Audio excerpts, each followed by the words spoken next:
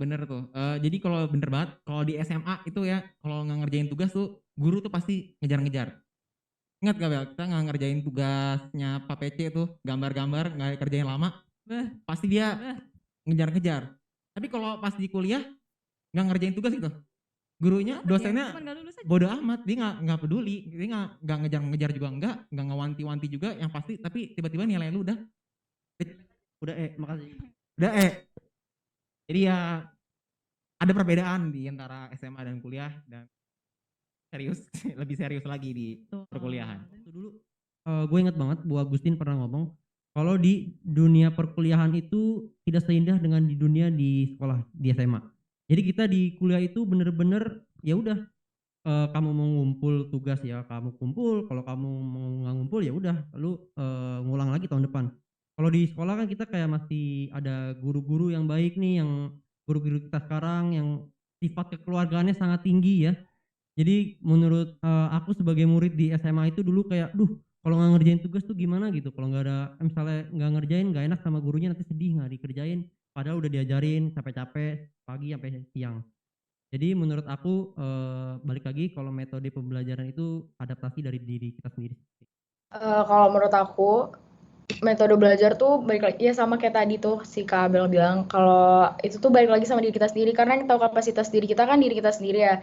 Jadi kita sendiri yang nentuin metode belajar yang pantas buat kita tuh kayak gimana gitu, biar nanti belajarnya itu bisa efektif, bukan cuma belajar capek doang. Karena kalau belajar capek doang tuh kayak kamu cuma capek doang, tapi kayak ntar hasilnya nggak maksimal gitu. Kalau misalkan menurut aku ya kayak gitu. Terus kayak dulu kan kebetulan aku tuh waktu SMA tuh emang kurang belajar ya kan. Terus kayak baru belajar tuh pas ujian doang kayak gitu. Terus nanti pas UTBK baru deh tuh dihajar abis kayak bener-bener 247 belajar kayak ngerjain soal bener-bener kayak gitu. Dan itu semua aku yang tahu, diri aku yang tahu sendiri gitu.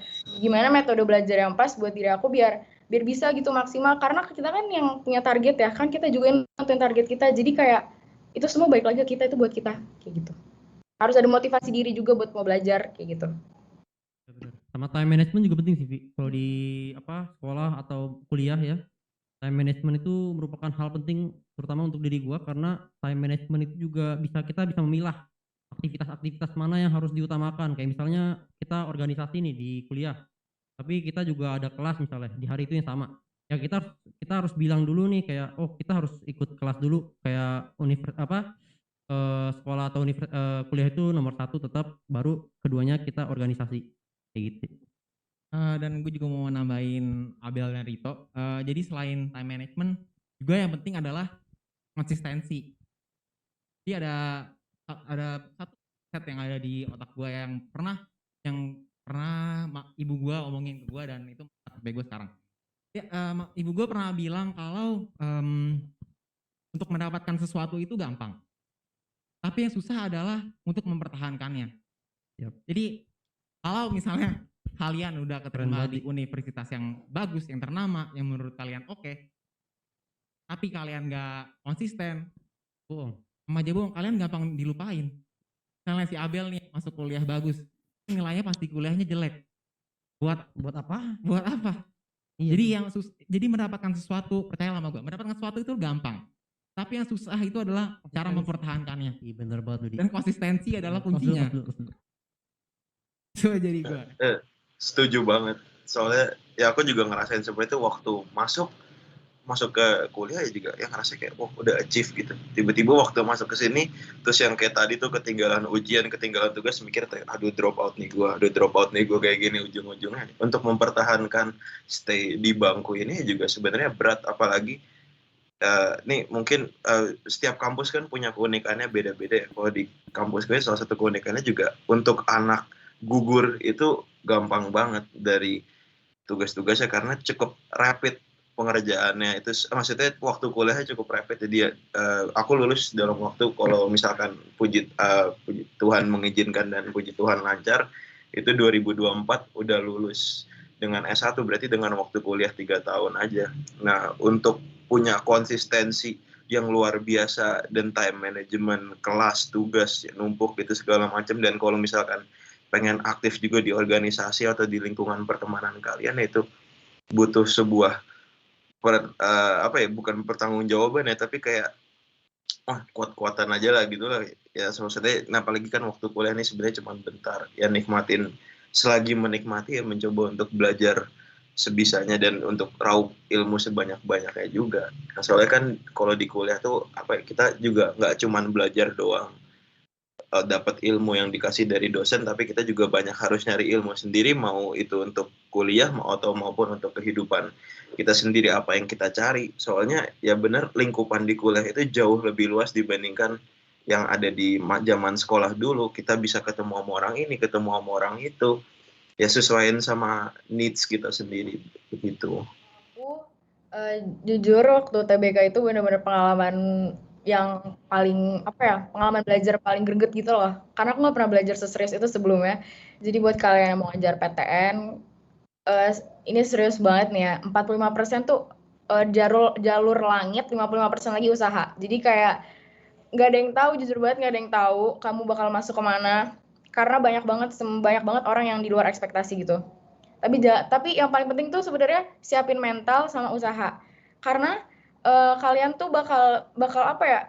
Mental kalian tuh bakal kayak di roller coaster gitu loh. Ngejar PTN, apa namanya? Kalian nanti ada saat banget kalian amit-amit nih worst case-nya kalian bisa down banget karena usaha kalian mikir kalau usaha kalian tuh nggak sebanding sama hasil kalian, tapi jangan pernah mikir kayak gitu. Karena rezeki tuh udah ada yang ngatur lagi tuh, balik lagi. Kayak jangan pernah ngira kayak lu bodoh, jangan banget mikir kayak gitu. Karena kalian tuh udah ada porsinya masing-masing rezekinya. Kalau kalian worst case yang nggak keterima ya mungkin ada yang lebih baik, kan kalian nggak tahu kan. Jadi makanya jangan ngedown dulu, jangan patah semangat dulu, siapin mental. Karena terus satu lagi nih, kalian kalau misalkan punya target harus yang tinggi. Karena aku selalu pegang nih ya quotes Soekarno selama aku ngajar UTBK, kayak bermimpilah setinggi langit, karena kalau kamu jatuh kamu akan jatuh di antara bintang-bintang. Udah gitu aja sih. Gue tuh jangan ngelihat kan sampai ke kacamata ya udah gue kuliah di sini gitu, tapi lo harus lihat kayak potensi setelah lu lulus kuliah lu bisa jadi apa nih kalau misalnya lu masuk di kuliah ini gitu. Bener juga tadi kata Indi, kayak jangan ngiri gitu sama orang. Kayak sering banget tuh gue kayak kasarnya gitu gue dibego-begoin gitu, kayak lu kan keterima ITS kenapa lu ngambil Unpar gitu kan. Ya gue juga percaya gitu, kayak karena pandemi gue nggak bisa ke ITS karena jauh gitu kan, kayak gimana.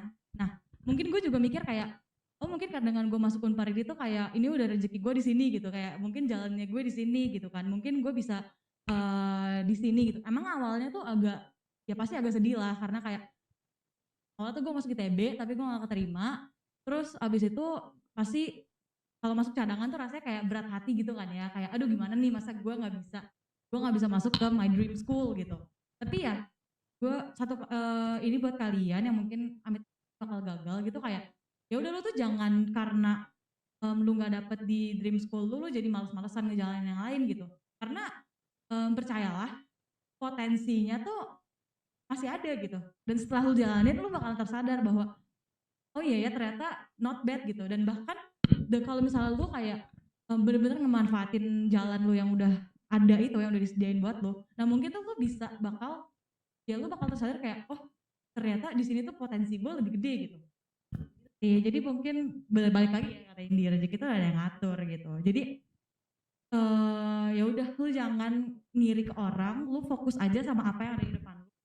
Yang di depan lu ada ini, ya udah lu invest di situ, lu jalanin bener-bener gitu. Kita akan berfoto bersama ya, Budian ya. Para Bostonian buka kamera dong, supaya kita bisa berfoto. Ya, 1, 2, 3.